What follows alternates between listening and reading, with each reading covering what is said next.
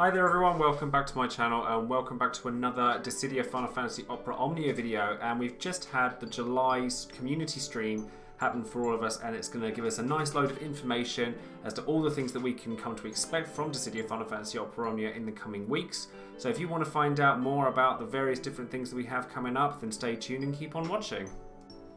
Before we get started on the overview, then don't forget to check out all of the social links in the description box below, including my Twitch, my Patreon, my Discord, my Twitter, my Facebook, all of that good stuff, so that you can come and find me in various different online means. And I did want to point out as well that I didn't watch the stream myself because unfortunately I was working and I've literally rushed home from work to be able to make this video for you. So if I do get anything wrong, then do let me know in the comments below, but I'd like to think that my Discord has helped me get all the information together as quickly as possible so that I can get this video out to you all as soon as I could.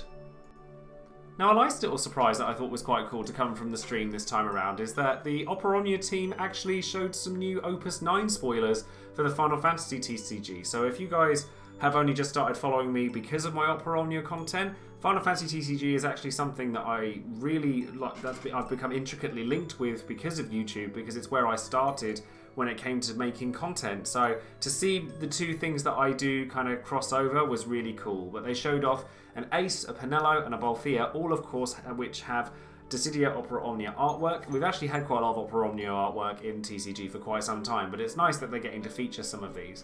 None of these cards are particularly incredible for those of you who play the game, so if anyone's coming to check out the video because of these cards, then they're not anything hugely massively exciting.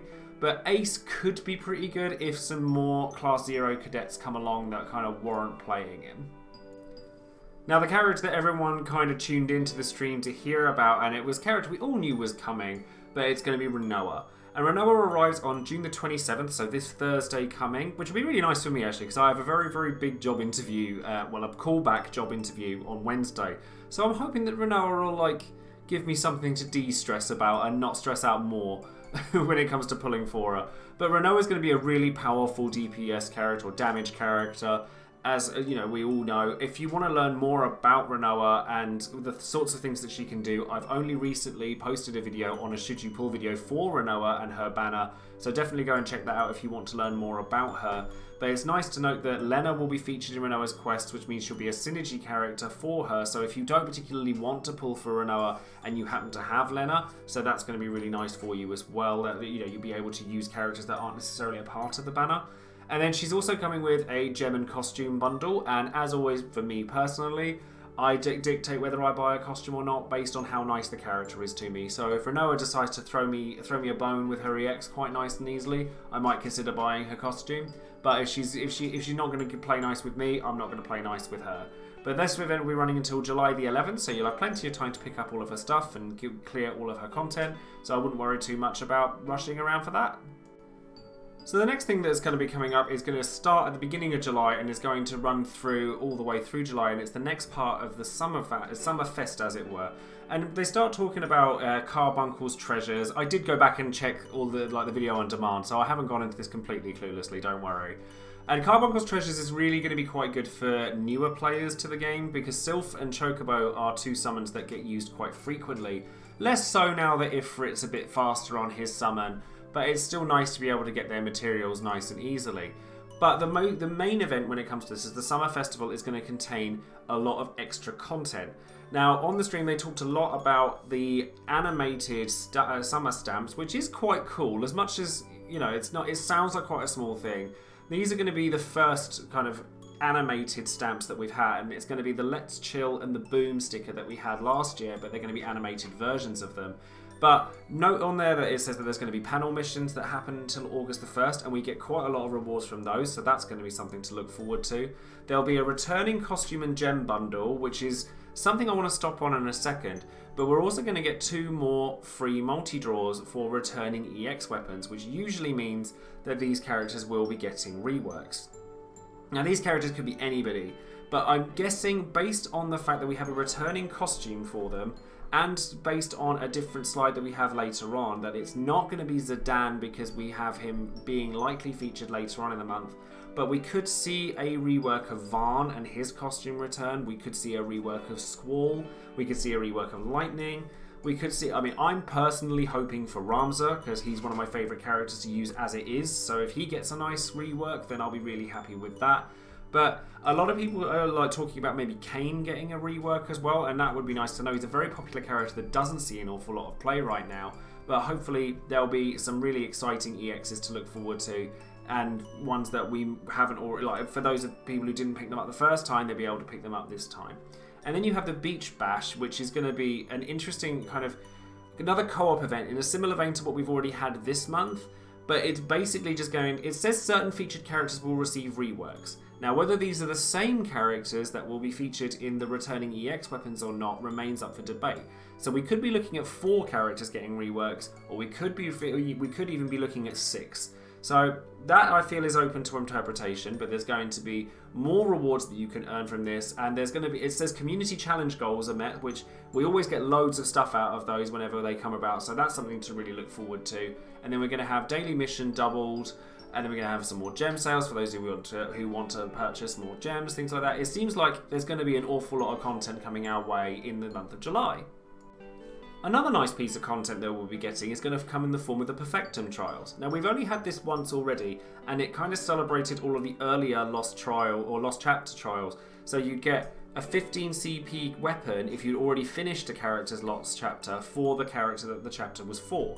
So whereas before it went from Squall all the way up to, I believe, Sabin, this time it's going to go from Thancred all the way to Quistis. So if you've already finished all of the Lost Chapters for those characters, you can expect to get either 15 CP weapons for a bunch of characters you don't already own them for, or a buttload of Power Stones that you can use for characters you are pulling for. So that's going to be really nice. And not only that, but it's yet another way for us to get loads of rewards really early, and it starts at the beginning of July. All of this stuff starts really early in July, and then so it kind of continues throughout the month. So we're going to have Rinoa's event, the Perfectin Trials, the Beach Bash, and all these free multiples. There's a lot of stuff coming our way, which is going to be really nice because, you know, late June has been pretty harrowing for a lot of us in terms of our gems, so we're going to need some time to kind of recoup ourselves, and that's going to be really useful for the next couple of weeks. The next thing that was spoken about was Lost Chapters, as well as some later events that are coming, and we don't have all that long to wait before Sephiroth's Lost Chapter, which will start on July the 4th, so that's going to be late next week. And that's a character that a lot of people are very excited about, including myself. I am still debating whether or not I want to pull on this character right now or not. If you're not sure, he's very good, don't get me wrong. But if you're not sure about whether you want to pull on a character or not, then do take the time to check out my future pulls video that I posted a week or two ago, because it will help you to identify all the banners that are becoming in the future so that you can plan your pulls accordingly. We're also going to get Lulu's event with JectEX, which is the theory that goes with her, and that will be arriving on July the 8th for a couple of weeks. And this is a banner I'm not going to be pulling on personally, but I know a lot of characters are excited for Lulu in general, and she is quite a strong character that doesn't come with an EX on release, and she won't get her EX until much later. So again, if you're not sure whether to pull for this character or not, then, you know, judge accordingly depending on what's coming out in the future. I'll probably do a little bit of a pull on Rinoa, a little bit of a pull on Sephiroth. I'll probably avoid Lulu altogether, but, you know, I obviously sometimes, you know, my curiosity gets the best of me and I'll pull anyway. But you guys let me know in the comments below what you guys think you're going to be pulling on when it comes to the next few weeks as well as the next event that will be coming up, which is going to be Sid's Lost Chapter. Now, I don't see many people pulling for Sid. I think unless you're a really big fan of him, I doubt people are going to be pulling for Sid EX. He's quite a cool niche character to own though. Like, I think there's something to be said for even if a character isn't particularly popular. Like, I have Edgar EX. I know Edgar's not all that great, but I actually really enjoy using him. And Sid might, you know, he's going to perform better than Edgar does because he's a lot more recent. But he's not a character that's going to last long into the Cosmos era, which is something I will touch on very shortly. But we're also going to have a mystery character that isn't very mystery because their name is written on the slide. And we're going to have Lan and Rain turn up at the end, or like nearer the end of the month, so July 22nd. Now, Lan and Rain are not the best character in the game by a long stretch, but I actually really love World of Final Fantasy, so I'm really pleased to see them turn up, and I might have to give them a little bit of a pull depending on how I'm feeling or how my resources are looking after Rinoa and Sephiroth if I decide to pull on those. But they should be an interesting character. Basically, throughout this month, there's no banner, apart from maybe Sephiroth, or throughout July that absolutely demands your gems. So I would take this month as a good time to maybe recoup some losses from this month, build up some resources, some tickets, some gems, things like that, ready for the next month where we're going to have some hard hitters like Zac and Vayne come along. And then the last thing that was mentioned when it came to the month of July is going to be the next story chapter. Now, before we move into what this story chapter actually is, I need someone to send me a high-res image of this picture. The VV, Kuja, and what appears to be the Lifer tree or the Aoife tree. I forget every time which way that's pronounced. In the background, I need this image as my phone wallpaper, or possibly the background to my green screen, because I'm still playing around with all of that at the moment. I just, I probably could have spent time playing around with that a lot more, but I wanted to get this video out as quickly as I could. But that's going to be starting on July the 26th, and the likelihood is that it's going to not only bring along Freya's banner with VVEX and Zidane's EX return, but the likelihood is that this is going to be the start of the Cosmos era. So the level 150 quest, this is going to be the next step up in difficulty when it comes to clearing content. If you aren't able to clear this level of content, if it does turn up with this event, then don't panic too much, because usually the rewards that you get are quite diminishing. It's usually like 6 tickets for clearing it and completing it. But if you do so, then it's a great point of kind of showing your prowess at the game and the prowess of the team that you've composed and things like that. It'll be a really good time. I reckon because it's on July 26th, I think we'll probably get the community stream for the end of July around this sort of time. Like, it's the 24th of June now, which is when we've had that one. So I reckon we'll get the community stream just before that, and that's when they'll announce that we're getting the Cosmos difficulty and things like that. So bear that in mind before going in. The banner itself, however, it does feature Freya, VVEX, and Zidane EX. Save your power or your weapon tokens for this banner, because Freya is an extremely good character that you don't actually have to pull on at all, because you'll get her 15 CP weapon by clearing the content, and if you can buy her 35 CP weapon just by using weapon token, then you'll save yourself a lot of heartache having to pull for Freya.